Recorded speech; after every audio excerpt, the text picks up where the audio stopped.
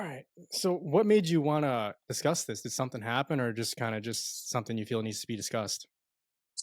Um, Not any one particular thing that happened, but it kind of is an accumulation of a lot of things, especially this year. I think people just have gotten really frustrated, and I notice a lot of people are making excuses for what I call bad behavior.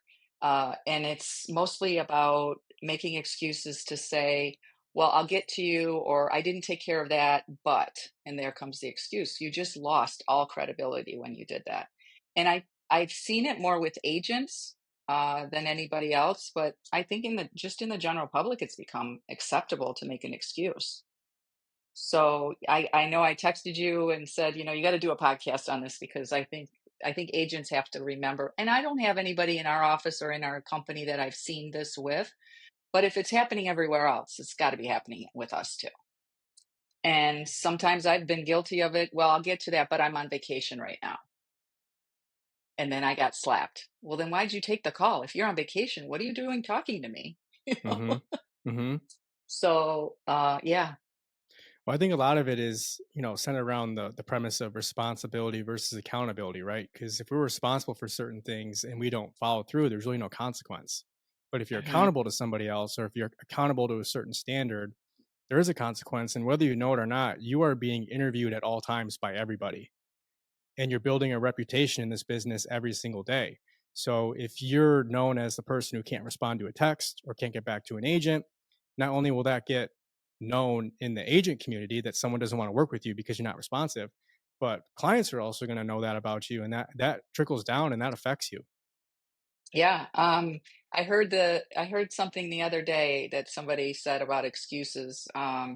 They're like it in our business, they're like a lockbox without a code. Mm, They're useless, mhm, right? They make absolutely no sense. And they can be the most trivial little thing. Like when when a client calls you and says, "How has the feedback been on my house?" You just drop the ball. That should never ever happen. You should always have feedback for them or say, I have no feedback. it is, and it's really just the matter of operating at a certain level business-wise, right? Because if you don't have set scheduled check-ins with your clients, let them know, and to your point, if any client contacts you asking you questions like that, you have dropped the ball, and that's a failure in customer service because they should not be reaching out to you. You should always be proactively reaching out to them. Hmm.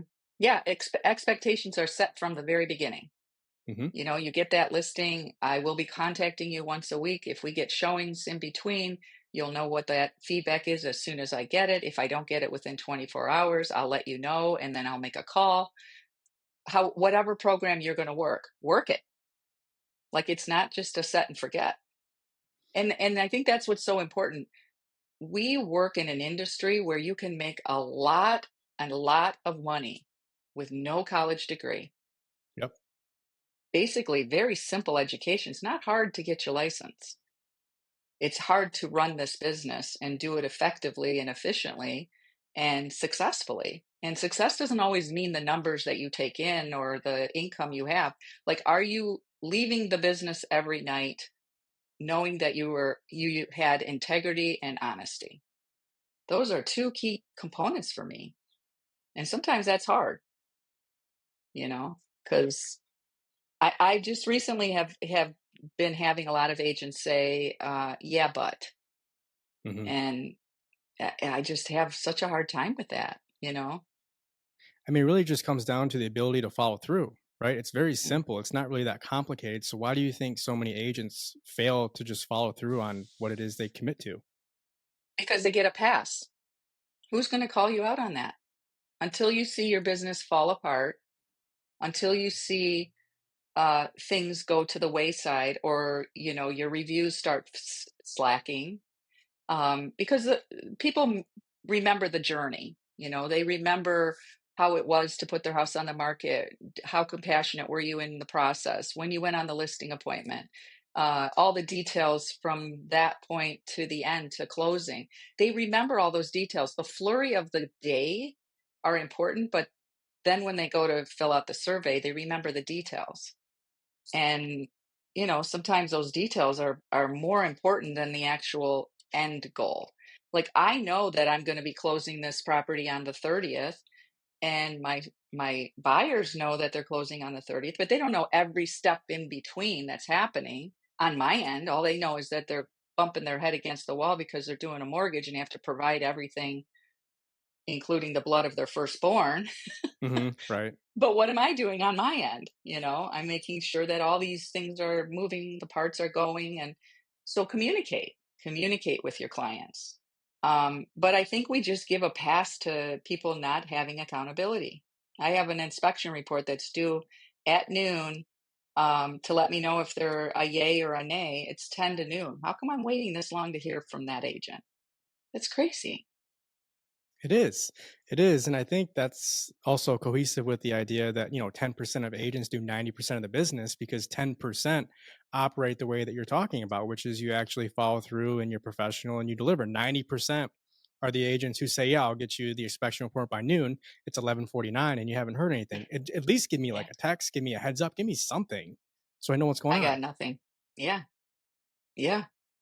And it's crazy. And that is the problem, that we don't have accountability. Like, I'm not, when he calls me at 12:30 or 1 o'clock, I'm not going to say, shame on you for not calling me, Yeah. because he's holding my cards right now. Right. right. So I guess the only way to say, to be the example, you've said that before, like, be the example of what you want, Mm. like, show people how you want to be treated, how you want to be respected, you know? Um, yeah, but it is disheartening in a way, like, to see that kind of stuff happening, especially in our industry. We have a responsibility to be to do our job, and it's not just for our clients; it's for our coworkers, other agents, people in our office. I have great respect for you. You have respect for me. It's just you have to work that way. You know and I just, yeah, I think it's so important to your business to continue to work that way. And I really hope that people start to just take a deep dive into their own business and say, am I being respectful to my clients, to my coworkers, and to myself? I know you're a big proponent about time off is time off. That's great. Time off. I know when I text you, and if it says you've silenced, I'm not going there. That's respect. I, as a real estate agent, don't do that, only because I do get clients that call me at 9 o'clock or 9:30 at night. But that's just my business. I've accepted that. That's my choice. You know, I just feel like it's just so important that clients see better results from us. And I feel like, as a whole, the industry has left them behind because we're all so caught up in this whole flurry of buyer agency and what's the industry going to be. And we see all these things being posted about, oh, look at this state just said this and that state just said that. And now we get to do this. Keep your head down, do your job, and be good. That's all you can do. It's a Yeah. distraction, right? And Yeah. you essentially get treated the way that you tolerate, and the same thing with the way you treat people. So I mean, if you're a new agent and you have no skill whatsoever, you can literally outperform 80-90% of the market if you're just punctual, if you're on time, if you're responsive, and you're involved with your clients. Like, you're going to win more business that way just by being responsive. I couldn't tell you over my 10-year career, and I'm sure you can relate to this too, of how many agents I picked up from other I mean, how many clients I picked up from other agents, and they were just thrilled that I answered the phone. Hmm. Like, and I got Yes. back to them, and I was able to communicate. I mean, that's how little it takes, which is kind of pathetic. It is pathetic, especially when you consider what we bring in as an income, right? And all we have to do is answer the phone and do a few things. So guess what happens when you go above and beyond? Not only do you make income on that client, they will refer you. They will Mhm. talk about you. You want to make sure that that happens. And that doesn't just happen with postcards every month, putting stuff on Facebook and social media. Those are all things that are important. But who were you during their transaction? And who are you after that? You Do you think know? it just boils Yeah. down to, laziness and a lack of accountability? Yeah. Yeah. It's what we let people get. You said it a minute ago. It's what you let people get away with. You teach them how to treat you Mhm. personally, professionally. Yeah. If you allow it, it'll continue. And it starts with allowing it with yourself, right? Because once you slip up once and you don't follow through with a commitment, or you don't follow, I see it all the time with agents and follow up, because you have a Hmm. conversation with somebody and you say, okay, I'll follow up with you at the end of the week. 9 out of 10 will never follow up again. And it's like, Hmm. what are you doing? Like, if you want to be successful in this business, it's literally just honoring your word and following through. That's majority of it. Just follow up. Yeah. Where did that integrity, where did we lose that? Do you think it's been different over the course of your career, agent wise? And Oh, yeah. when do you Yes. think you started to notice a difference? I honestly feel like it happened at COVID. Hmm. I feel like COVID allowed a lot of bad behavior. Why do you I think? think a lot of agents rose up out of that said, I won't let this take me down. Um, but I feel like a lot of agents got lazy with it. I feel like I see the change in dress code. I see, I know you do. I've seen Mhm. it there. I've seen it in just behavior and just, I don't know. It's just, yeah, people just say, well, I got away with it for a couple of years, so let's keep doing this. I've worked in my pajamas, so let's go. And how do you think the consumers respond to that? Like agents who show up like that and don't operate properly? Well, I'm shocked to see uh, even in my own clientele, like when I have a listing, and a lot of times these agents have Ring cameras, Mm, and they'll send me footage. So which one's the agent here? mm. Because one's wearing sweats and the other two are in jeans or tattered whatever. Who's the agent? Is there an agent with them? You can't even tell. You know. So, and I mean, I've been showing houses in East Point, and I still dress like I'm showing houses in Birmingham. Yeah. I don't know. It's just how I am. It's just who I. It's how I was raised, though. That's from Well, my it's a parents. standard But you set for yourself. yeah, I really do though. I think COVID really hurt us as an industry and as a people. I don't want to get all philosophical, but I feel like it has hurt us in a way that we've allowed bad behavior. And now when good behavior comes, it's like, oh, I got a listing that's supposed to close on the 20, no, the 3rd, and they interviewed or three other agents. And I came in and very compassionately, elderly woman, and was very kind and considerate and explained everything, didn't dummy it down. And she said, "You're the first person that didn't treat me like I was stupid." I was shocked. She said, "You get the job." And she told me two of the agents cut their commission right up front. And so they know they're worth less because they did that. Mhm. And she said, "I won't do that for you." She said, I really believe you'll work really hard for me. And I have. Isn't that interesting? So, yeah, It's really yeah. interesting because I So, run into that too multiple times, because if an agent if immediately cuts their commission, it means they have nothing else of value to offer. They don't have skill, they don't have negotiation. So my main selling point is cutting my commission. But the flip side of that, if you're an actual professional and you operate a certain way and you do things right, they almost want to pay you that 6% because they recognize the value and effort you're putting into it. mhm. I will tell you, I have a closing that just recently happened.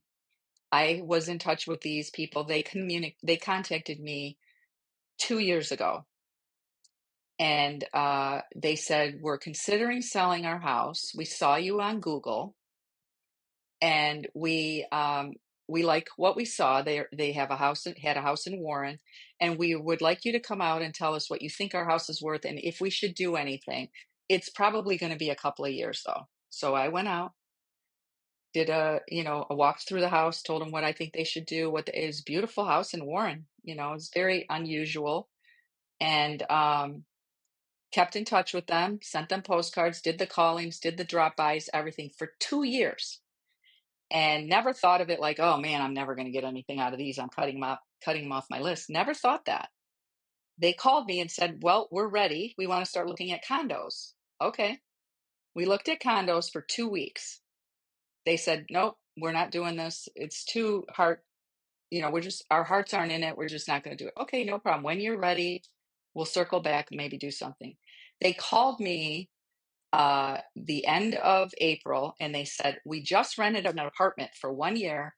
We're ready to sell our house." I went there, signed a contract. They wanted 400. I marked them out at 380. We listed the house at 385. We got 400, multiple offers, a ton of showings, beautiful house. They were so happy. And they said it's so unusual. And they're both in the service industry business. They said it's so unusual to see business practices like what you perform. What the It's heck? great and terrible at the same time. Oh, it's sad. Makes me It very is. sad. It is. But Yeah. at the same time, there's really no competition, which is good for the people who do perform like that because you're always going to win through. But yeah, especially my demographic, like, there's no Yeah. competition whatsoever at all. Like, Yeah. they don't even have a work ethic to begin with, but to act professionally No. and have experience, no. And I'll give you a story too, just on paying attention to detail and being professional. So I had a deal where I was negotiating with the other agent, and he had countered our original offer. And he had asked, and I'm like, okay, well, I had said, well, what about the occupancy? And he's like, well, what occupancy? I'm like, we had 7 days of occupancy in there for your seller because that's what you had in the listing ticket. And he's like, oh, I didn't even see that. So he didn't even Hmm. read the full offer when he presented it. And then he countered. And then when we closed, they need an additional 7 days of occupancy after that, or another week or so. And I put in there, it's $200 per day if they don't give us Hmm. the keys at the. So and he like was upset about it. And I'm like, did you read the purchase agreement? It Yeah. was written in there. And he's like, well, I didn't see Hmm. it. And I'm like, how could you get your seller to sign something that you didn't even read? Hmm. Like, Well, and that's that's the thing that happens so often where they'll send it through Authentisign or whatever document signing program they have. They'll say the agent will say, "I read through everything, just sign." And they do. I mean, I've had well and septic inspections in there for my buyer saying that the seller's paying because it's not in our county, it's out of county, but they want it inspected. I'll say, let's try and see if the seller will pay for it. Then when I say, "Did you get the septic inspection?" Well, that's your response. I'm not paying for it. It's in the purchase agreement. it's crazy. Yeah, we're not hiding it. It's right there. It's hiding in plain sight. I think it's a total discount of the level of seriousness that goes into selling a property. I think people, that may be it, or they're just so attached to the outcome of what they think they're going to make, to where that's the only thing they care about is getting to the finish line.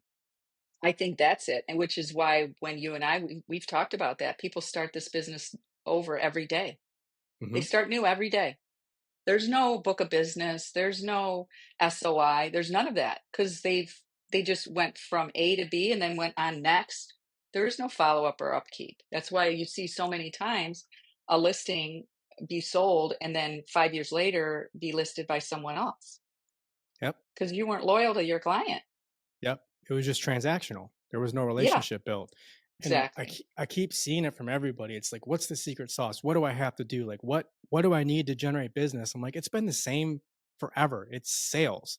If you're not going out and creating opportunities and talking to people and then nurturing those relationships, because the Yes. majority of the business comes after they close from, if they want to buy or sell, or if they know somebody that wants to buy or sell. So if you're not nurturing that relationship during the transaction and after, that's like the key right there, right? Hmm. Yeah, show up or shut up. Yes. Can't com- you can't Yes. complain. Like, I've said I had a really slow start to my business this year. Horrible, like one of the worst, right? Now I've got next week it's going to be bringing it right back where I really do want it to be already. But why is that? I know why. I know absolutely why. Yeah, I can blame the market and all of that. But I didn't stir the pot in, December and January. I was out delivering, my pot buys and all of that. So that's the expense for me. I know it. I know what that is.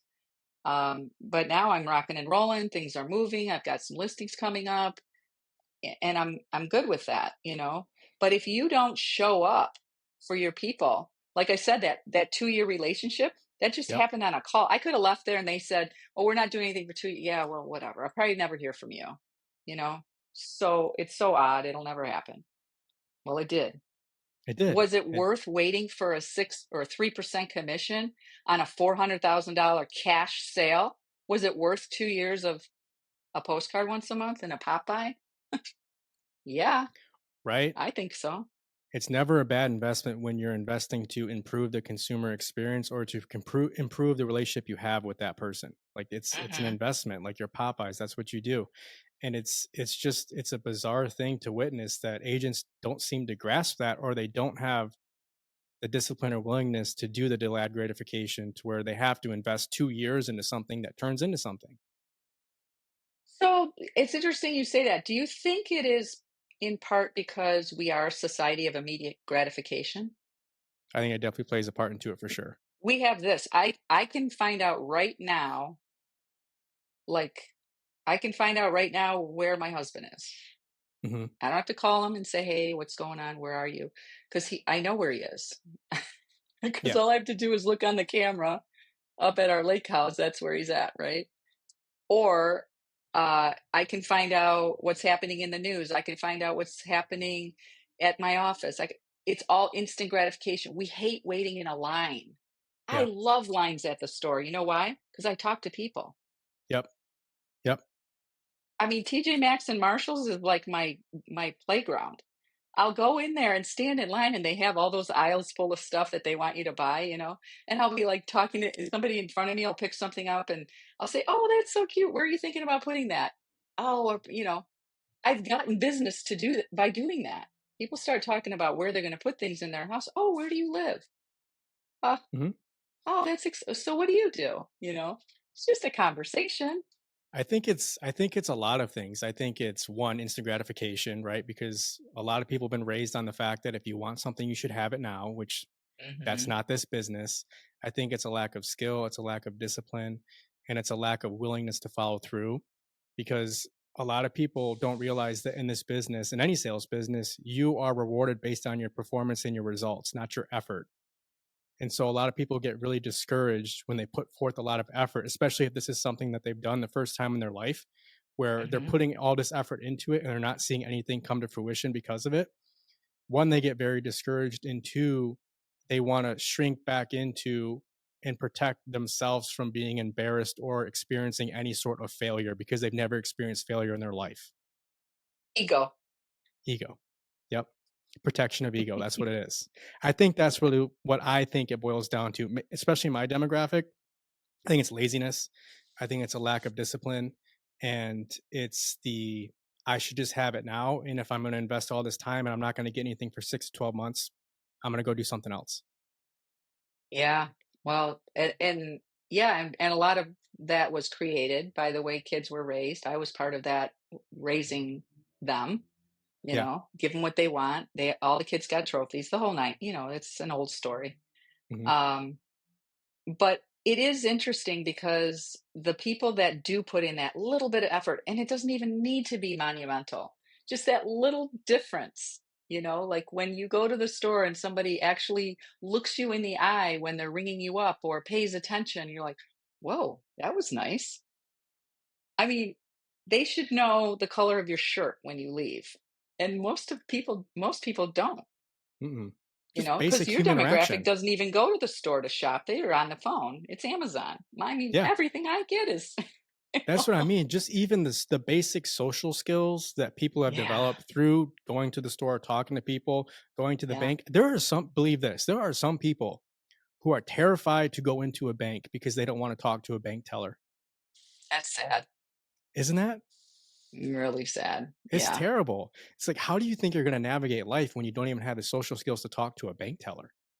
But see, what happened in COVID was we didn't have to do anything. We got a pause for what, 3 years, 2, 3 years? Yeah. You don't have to go anywhere. You don't have to do anything. You can order your food in. You don't have to be accountable for anything. We'll give you money, many Right. people, right? Hmm. And we'll give you every excuse in the book to do nothing. And the kids that were in school didn't have to communicate anymore because they were all home. They were doing this. Yeah. I don't have to look at you. And everybody got keyboard courage. So you get to Hmm. type whatever you want, text whatever you want. I don't have to see the look on your face when you're affected by what I just told you or just said to you. Yeah. I still haven't gotten a call back from that agent, and it's afternoon now. 1209. See? That And it's, just like, infuriating. it personifies what we're talking about. But the majority of people will be like, "It's no big deal. He'll call you. Don't worry." No, it's No, a big because deal. I have to call my client and say, "Well, they haven't called yet." Now I look like an idiot. That's what I mean. It's a string effect because if he doesn't contact you, then you're left hung out to dry to your clients because you don't have an answer, and then they think you're not doing anything. So it's like, look, I'm. That's why I think that's a big thing too. Is like if I'm dealing with a difficult agent, I'm gonna say, look, with my client, this guy is like pulling teeth to get answers from. I'm blowing him up. I'm doing everything I can. But if I don't have an answer for you, it's because I physically can't get a hold of the guy. Like it happens all the time. Mhm. And setting expectations up front because you don't want to be in a situation where you make yourself look bad because someone's failing to do their job. But I try as hard as I can not to pawn it off on another agent. Like, it is so hard, like, right now, like, I've got 2 messages from my client, "Have you heard? Have you heard?" So I will call them when we're done and I will say, I have not heard anything yet. So I'm going to put in another call and I'm going to see what's going on. I'm sure that, something happened because they want to give us a good answer and they've done all their research. Like, I will make every excuse for their bad behavior. Why do I do that? It's not good to do that, but I need to keep them, I need to keep my client in that safe space that says, "Okay, she's got it. She's gonna take care of it. I know she'll take care of it." Hmm. And that's what we have to, and that's what a good agent has to do. You have to kinda take it on. You gotta Yeah. take the hit in the gut, and just keep Hmm. moving forward. Because I don't want them to think everybody in this business is not good. But you can only do that because you have the credibility for them to know that you have it taken care of by the way you operate. Yeah, but I don't think that's hard to obtain. Even a new agent can do that. Like, even when I was like even mentoring newer agents, is if there's something you don't know or you're like, just say, you know what, I'm going to get you that answer. Let me call you right back, and then do it. Yep. Do it. Hmm. You know, that's all it is. Just follow through. This is so simple. I know. Just requires a little bit of work. Yeah. And Yeah. then read that book by Mel Robbins, Let Them. Have you read that book yet? I think you sent it to me, but I haven't read it. Oh my gosh. I'm still going through Never Split the Difference with Chris Voss. Oh, I love that one too. It's a good book. Yeah. Yeah. I did that one twice. You have to. Yeah. Yeah, but Let Them is amazing, and it's not just the first 2 chapters, you gotta go all the way through because the title doesn't just say, "Oh, let everybody be an idiot." No, there's accountability in there for all of us, you know? Hmm. Yes, really, it's great. I'm listening to I've just finished the Audible. Nice. Nice. But that's the other Yeah. thing too is you always have to constantly be improving yourself because everything in business and life is always moving. Nothing stays the same. I think a couple years ago there was no lawsuit, nor lawsuit, right? There was no buy rate. So Mhm. everything is moving. The lines are always moving. So if you're not constantly investing in yourself to improve the value that you have to offer, you're going to be left behind. Yeah, just a few years ago, the entire country real estate industry was doing phenomenal. Yep. Everybody was doing amazing. And now everywhere from Florida to California to Idaho to Texas, they're in big trouble. Secondary home market is really suffering. Hmm. Hmm. There's a reason for all that. I know. Yeah. So hopefully things tilt towards a better way to where we can improve the professionalism in real estate. But even if it doesn't, like I said, it creates an immense amount of opportunity for anybody who can literally just follow up and be punctual. Yes. And I think that was part of what spurred me to send that to you was to say, let's talk about what you don't want to be. And Yeah. then, you with your client coaching clients, like, this is what you do want to be. Like, when you had that problem, how did you navigate it? Tell me what you said. Be honest. Like, talk to me. Yep.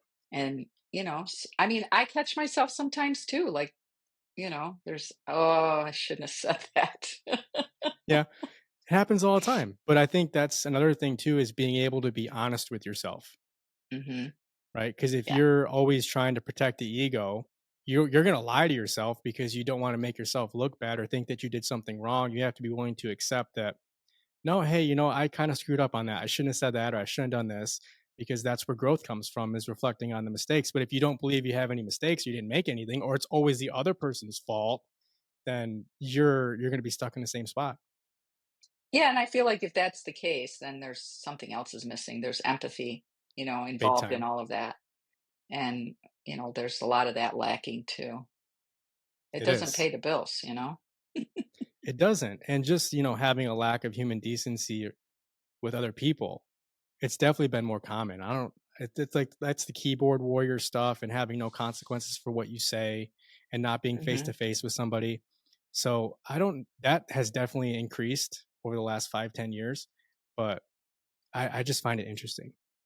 Yeah, it is. And we could probably talk about it for hours, but yeah, I appreciate you always checking in and, doing what you're doing with the agents and trying to keep them on task and cultivate their business because that is important. Is just letting people know like you're there for them to do that. And it is because you care. It's not just the money isn't the end game here for you. Like you when an agent does really well or they're booking in all that business, there's a little sense of pride for you. And you're very young in having the ability to do that because it is kind of a parental pride. Like those are your kids. And Yeah. which is so funny to say to you, you're younger than my youngest kid, but there is that pride. Like I helped them. I didn't you aren't responsible for it No. because you can give people the tools, but if they keep them in the tool shed and never use them, the garden won't grow. Mhm. You give them the tools and they have to use them. So I applaud you for that. And I know you didn't ask me to say all of that about you, but it makes a difference. And it's why I brought this subject to you because I see it in how you work. And there are a handful of people around me that I surround myself with that are the same way in the industry and out of the industry, which means you have to cultivate some of the people that aren't that way, Mhm. because you are who you hang out with. Yep. Yep, and I appreciate that. It's funny you brought that up too, because Darwin had asked me the other day, and he's like, "Dude, you've had people working with you for like 4, 5, 6 years. Like, what do you do to keep them around?" And I'm like, "Well, one, they've increased their income, so that helps. But it's also like you said, I don't really care about the money. I take personal investment with every single person that I have, and I work with people. I mean, things they want to do to improve their household, things they want to do to improve their relationships with their friends, with their family, with their kids. I know, like, I'm going to be going to Caroline's daughter's open house in a couple weeks. Like, I have relationships with these people. I know when their kids' sporting events are. I know when their vacations are. Like, I take that very seriously. And to your point, no, I don't take credit for it at all. I view it as I am unlocking the potential of what you could actually become if you actually had the confidence and skill set in yourself. And then once they have that revelation, then all bets are off and then they actually can fulfill their potential. That's what does it for me. Yeah. It's funny. I was asked the other day, what do you want your legacy to be when you retire? And my husband is about to retire. He's, I think, probably another 2 years. And I talked about it to him, and he said, I'm not afraid of retiring. I'm afraid of what I will leave all the people, because he's in sales. I'm afraid of what I will leave all the people that I serviced with. Mm, So his company was bought by another company and they're kind of going through those growing pains. So he says, all the relationships that I've cultivated over the last 42 years in his job, these are people who I know when their kids were born, their grandkids were born, the graduations, we've been to the weddings, we've done all of that. He said, I am so afraid of what I will leave them with when I'm gone, when I leave that company. And that's how I feel. Like when I don't do this anymore, the agent that will take my book of business and run with it, I want to make sure that they're in good hands. And that's why I surround myself with agents that work like me. yep. And I think that's for you. Like when those coaching clients go to someone else or run on their own and then they come back and they need a little refresher, and they get it from someone else, you want to make sure it's someone that's like you that takes care of them. Oh yeah, it happens all the time. I have people who leave and need to take a break because they got to take care of things or whatever. But I always follow up, and it's never like, "Hey, you ready to get back into coaching?" No, it's literally Right. just I'm just checking in to see how you're doing, and they almost Yeah. always come back because they Yeah. want help with a certain thing. And I think it's important too to surround yourself with people who are similar like that, which is difficult because there's not many people who operate that way. and most people Mhm. operate out of self-interest, which is easy to spot because it's very transparent. But at the same time, I think that's what makes our group so close because I have agents who have never met each other, but if we have an event and they meet, they're essentially the same person because they have the same principles and values, right? Yep. They're doing everything they can to provide for their family. They care about their community. They care about everyone else that they have in their inner circle, and we're all just trying to do the best we can. Like that's simple Yeah. as it is. Yeah. But it's funny too, though, how unusual. I remember not too long ago I checked in with you. Hey, how are things going? Is everything all right? And I think you were having an off day or something happened in work. I don't know what it was. But he's like, so strange that you just checked in just because. Like you give that, but you have a really hard time receiving it because you wonder, Yeah. like, is there an ulterior motive to this? What are you doing? Well, it's interesting too because a lot of people that reach out to me, I just had someone reach out to me last night, and I had someone reach out to me a couple days ago. It's always the hey, how you doing, man? Everything going good? Yeah, yeah, okay. And then I'm just waiting. I'm like, okay, what are you gonna ask me for? Like, what do you want? So it's almost like that's a reflexive response, which isn't good, but it's Yeah. just because most of the time, if I don't have a good relationship with that person and they come out of the woodwork, it's because they want something. Right. Yeah. Yeah. So And if there's anything I want, it's just to edit some videos. yeah, right. That's what I'm here for. So yeah, Which I I got you haven't been taken care doing of. either, so I know I got to get out to your office and I'll record some content with my camera and we can maybe you and April or something or anybody else that wants it. yeah, that'd be great. I'll make a day of it and come out there for you guys. Yeah, that'd be good. Our office or the Rochester office, Rochester's got a cool vibe in there. Rochester, Yeah. yeah, Rochester would probably good. Yeah. Yeah. Yeah, that'd be good. All All right. right. Well, I gotta scoot. I gotta go to the TCP event. Is that what it is? TPC. Yeah, whatever it is. We'll have fun with that. I appreciate you investing the time. It's always good to talk to you. And Thanks, Alex. I hope everyone who watched this got some value out of it. Give us a like and a comment, and you'll be hearing from us again soon.